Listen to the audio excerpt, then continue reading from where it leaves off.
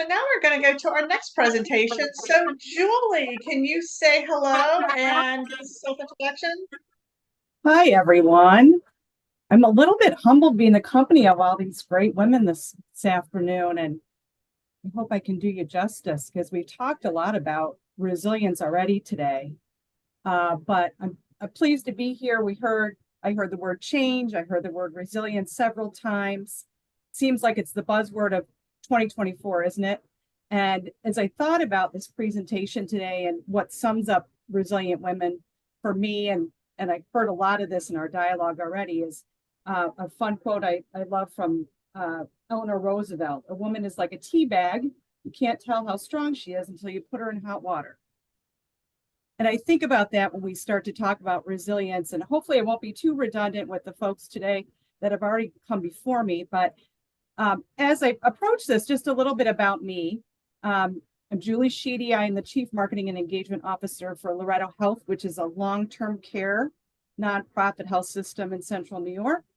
I'd love to be an author and do a lot of other things. And I think many of you have inspired me to think about my next steps today. But I've worked in healthcare communications throughout the majority of my career. I've had a rich career. I've been in med tech, biotech, telecommunications, both for-profit, nonprofit, family-owned companies. And I'm now been with Loretto for 8 years, a very mission-oriented company, which was something I was really passionate about when I made a pretty significant career pivot myself about 8 years ago. But that's also just part of me. And I think as we talk about resilience, these are also aspects of me that I think shape what kind of resilient person I am. I'm a crisis expert in my job, but I'm also a divorce survivor. I'm a mom graduate. I'm a half marathon two-timer, and I don't say that to brag because I am not an 8-minute miler for those of you who are real runners, but it was a bucket list item for me. And I say this because these are pivot points in my life that have helped me adapt and become more resilient. And I've learned something from each of them. I have wins, losses, battle scars that have taught me how to bounce back, weather the storm, and be a better version of myself and my family and the people I lead. And I think that's important as we think about this topic today, because we're all sums of parts of our experiences, right? And how we choose to navigate through these pivot points in our life and the learnings we take from them are really what shapes our ability to be resilient leaders and individuals. It's managing that stress. It's navigating the change we've all talked about, showing and how we show up to show empathy and even love. So when I think about what does resilience even mean, one of the best definitions I've seen refers to our ability to adapt to stressors, to really maintain our well-being in the face of adversity. It's how we bounce back from these difficult experiences. It's not a trait that people have or don't have, but it's how we build those experiences, how we come back from those in a healthy way. And there's really 4 dimensions that are really common that people talk about. Psychological, that's our mental capacity and how we deal or adapt to that uncertainty, those difficulties, those adversities in life. What's our mental fortitude? And then there's the emotional side, of course. How do we react, respond, and show up? So how do we not only navigate the emotions we're feeling and not quell them? How do we deal with them? Even those negative emotions such as fear, anger, or sadness. Emotionally resilient people understand their emotions and their causes. And even in a crisis, they can maintain that realistic sense of optimism and make proactive use for that, both internally and externally, and how they manage through those situations for themselves, for their families, for their teams. Physical resilience is another dynamic, of course. We've talked a little bit about it today. It's how does your body adapt to the physical challenges to help you maintain the stamina and the strength that you need to navigate through challenging times, but also heal in a prompt and effective way. You know, Arianna Huffington wrote a book, The Sleep Revolution, and I know we're all women leaders. We've probably at times have committed 18 hours a day to work and then balancing our families. I've heard that mentioned several times. We've probably sacrificed ourselves many times, even sleep, in order to be what we think of as more productive. But she actually found that for those that do that, And the extra work that's put in results in 11 lost days of productivity a year.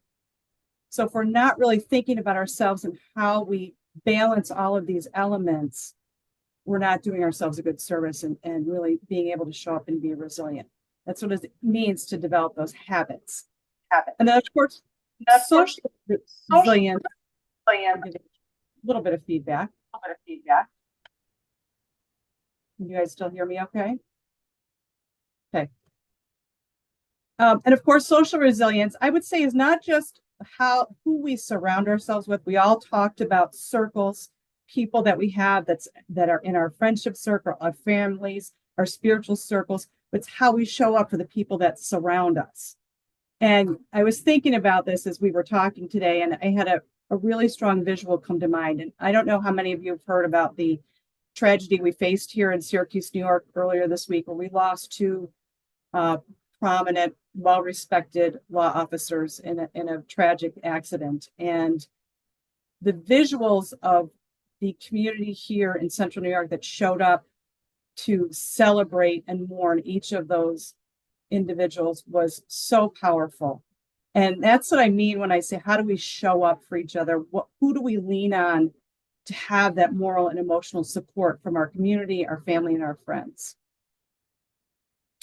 So what do I think of when I think of what a resilient leader looks like? So as I put together this presentation, I had a flashback to the photo that's actually up in the right-hand corner. That's me at work. I shifted from being a marketing leader to a crisis manager 24/7. And anyone in New York knows what the long-term care industry faced here in the midst of the COVID crisis. And I actually laughed out loud because we had a superhero day for our healthcare employees here to try and motivate them. We were feeling the stress of this pandemic and feeling like we were starting to turn a corner. And I made my own cape and said, resilience is my new superpower. This was in May of 2020. So as we know, back then we thought, oh, we're going to turn a corner in the spring and this is all going to be over, right? And of course, this is before I faced an attack by anti-vaxxers that came across from throughout the nation on our small community and had to navigate through something that was a really challenging crisis for my facility. And I thought about that because we were thinking about that even at the time. And thank God for my husband who bought me a Peloton that's up in the upper left corner for Christmas right before this started because it saved my life.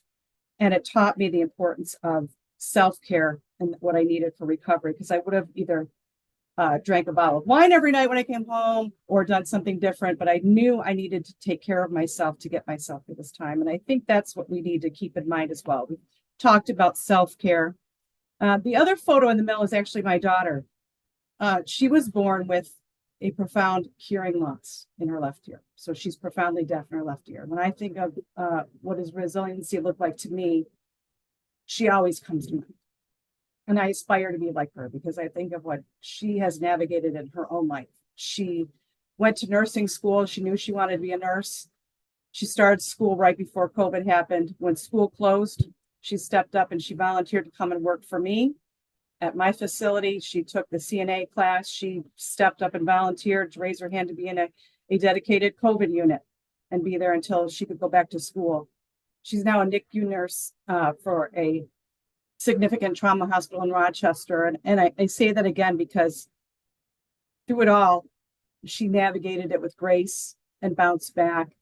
And I just respect that. So I say that to you because I'd say resiliency comes in so many forms. And I encourage you to look in the mirror and ask yourself about some of these characteristics that are common to a resilient leader.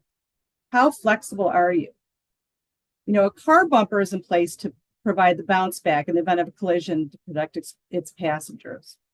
A leader is like the car bumper in an organization. They can handle bad news, disgruntled opinions, and listen and respond constructively. How do you bounce back? How do you adapt to change and see different perspectives and possibilities? And are you agile? Can you pivot and change direction as quickly as the need arises? When leaders are open to suggestions and willing to change how they do things, they're agile in challenging circumstances. Resilient leaders can change their focus and they can foster high-performing teams with this characteristic. And then being realistic and optimistic. And I say those hand in hand because a resilient leader has to be simultaneously realistic and optimistic. They can recognize the problem and look beyond the current situation to paint a positive picture of what's on the other side of the challenging situation. They can acknowledge the problem or the bad feelings associated with it, but they can also be optimistic about getting to the other side and not get sucked into the black hole of negativity and pessimism. And that kind of leads into emotional intelligence. And I talk a lot about this with my team and the people that I coach and mentor. The ability to understand your own emotions, but also recognize the emotions of those around you. And I really talk about this from a leadership perspective, especially how you show up every day yourself, but also how you recognize and understand how someone else is feeling and responding and can react to that and help bring them through a situation in a calm manner as well. Locus of control. This is an interesting one. Talk a lot about this with my CEO. And it's trying to avoid that spiral of getting panicked by what you can't control. This is a resilient leader has a great ability to focus on what can be controlled and breaks down situations into controllable and uncontrollable categories to make those situations more manageable instead of getting sucked into the drama triangle. And it's okay if you didn't answer yes to all these questions. We're all a work in progress, but these are skills that are learned, practiced, refined over time. What can you do today to be a more resilient leader today and tomorrow? And I encourage you to practice some of this. So what are some of those things that I think of and ways to increase your resiliency? And a lot of these we've touched on today. But I recently read in a Forbes magazine article about a study that highlights women's resilience, which said resiliency is more than just the ability to bounce back quickly. It's the ability to recover healthily in a healthier way with a better perspective. But it takes practice, right? And a commitment to self is not just caring for everyone else. I give a shout out to Bree. I saw in your comments, I'm always overwhelmed. I still feel overwhelmed sometimes every day. But how we use the tools we have in our toolbox and how we manage our emotions and our feelings to navigate through that is critical to our ability to be resilient and to be good leaders and individuals. So it's not surprising that women who feel resilient personally show higher self-care trends. 45 of those that Forbes survey said mental health is a top priority and 43% schedule regular me time. Now, I'd be curious in the chat to get an idea of how you show up to schedule me time. You know, they say there's a reason that flight attendants always tell parents of small children to put their oxygen masks on first. If you're not taking proper care of yourself, how can you be effective at caring for others? And I hear my CEO say that all the time. So think about reframing how you think and practicing thought awareness. And a lot of that is accepting that change is part of living. I know our speakers have touched on it today. Avoid seeing a crisis as an insurmountable problem. Resilient people understand that although a situation or crisis may seem overwhelming, it may not have much of an impact over the long term. And that's a lot of how we even approach crisis management when I'm dealing with the media, is what do I want the outcome to be? How can I be as transparent as I need to be and help calmly navigate that situation for the best outcome for my organization? Setting goals, of course, doing something regularly, as we've talked about, especially self-care. I know we've talked about, I love the questions that Megan had in the beginning, and I won't go through those, but kindness, doing something for yourself every day. I purposely block spots on my calendar 3 times a week just to have thinking time so that I can be more productive. And I also made a conscious effort a couple of years ago, recognizing I was trying to balance my family, my husband time, my work time, made a conscious decision that I don't check emails on the weekend.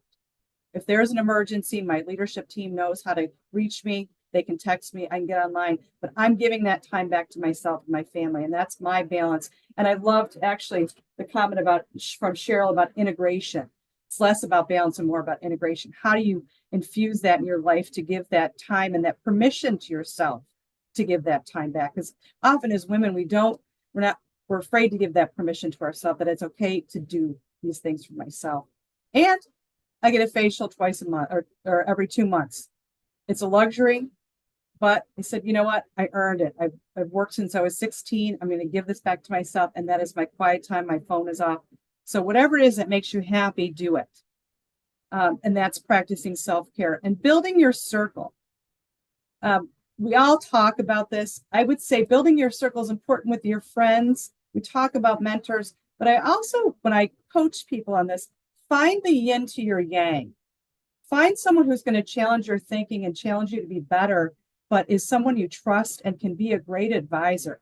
We often lean toward the people that are going to just make us feel good or think like we do. And I found a couple of times the person in my circle who really makes me think differently helps me see that new perspective and really come up with that alternative solution to a problem I might be facing.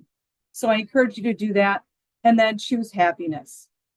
Trying to maintain a hopeful outlook. It's easy to say, but what's interesting, and I look at my own circle of friends, is I've probably had more conversations in the last 2 years about my female friends, mostly those who work, wanting to really find joy again in their jobs.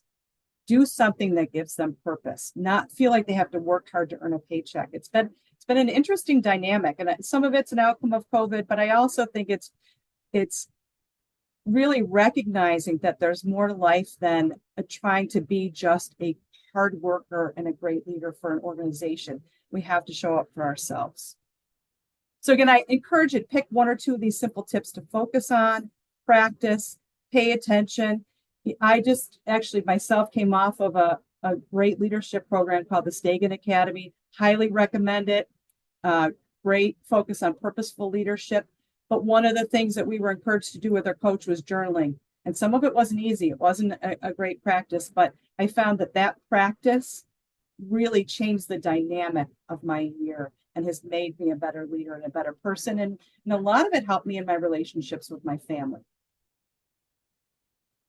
So a couple of resources. I know we've had some ideas thrown out. These are the things that I like that I have reflected on as benefits to me as I think about all of these things that I'm trying to balance and become more resilient. Of course, I'm sure all of us have read Brene Brown. She interestingly also talks a lot about spirituality and finding how finding purpose fuels resiliency. And I think that's a dynamic we haven't hit on as much today. And I think that's an interesting perspective she brings. But I also love The Power of Ted. And if nobody's read or some of you haven't read The Power of Ted, it's a fable-based story, but it really talks about how to shift your perspective from drowning in the drama triangle and really looking at how can you be a creator and a coach and taking personal accountability for the outcomes you really want.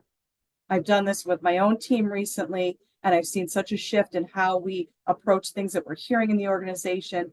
You know, workplace can be a drama time suck. And how do you pull yourself out of that? How do you change the dynamic? And it's a great read. I also love the Calm app. That's often my morning ride into work. I stopped listening to the radio because I found the intensity of it was just amping me up. So I'd come into work already ready to roll. And I love things in the Calm app. I also found the new Happy. So, we say be positive, be happy. This is just a light kind of fun way to just get tips on really refocusing your mindset and not trying and understand you can't control everything. I also have gotten into meditation, and I'd say it's not easy for me. There are days when I'd love to go home and chug 3 glasses of wine, then try to practice yoga or sit through a 10-minute meditation session, but I'm getting better with practice. And I also was encouraged by my coach, my professional coach, to try centering. And I will tell you, it was horrible in the first couple of months because sitting still as a consummate multitasker was incredibly difficult for me to just sit there and center and clear my head. But now it's a practice that I'm looking to extend into my own team to start meetings off with so that we're focused. And I'll just kind of leave you with those tools. The last thing I'll share here, and I thought this was a fun tool to share with each of you. I did this myself. There's an online site that has a resiliency quiz. You can go through it in about 5 minutes, and it will show you how resilient you are. And it'll give you some recommendations on some things that you can maybe think about in trying to improve in certain areas, because we're not perfect. We could practice different things, but it all just helps end up bringing us to a place where we feel healthier and happier. So I'll stop there because I know we've had a lot today. I'll stop sharing just so that I can see everybody, see if there's questions or any thoughts about what I've shared with you. I don't know if there's anything in the chat. Well, So I Julie, see thank you so much. Yes. I've been a terrible host today and I've let us go completely over time. So for Q&A, maybe Julie can stay around for a minute and answer some of the questions that have come in on the Q&A. But I just want to say thank you. That was a fantastic presentation and we really appreciate your time today. Sure.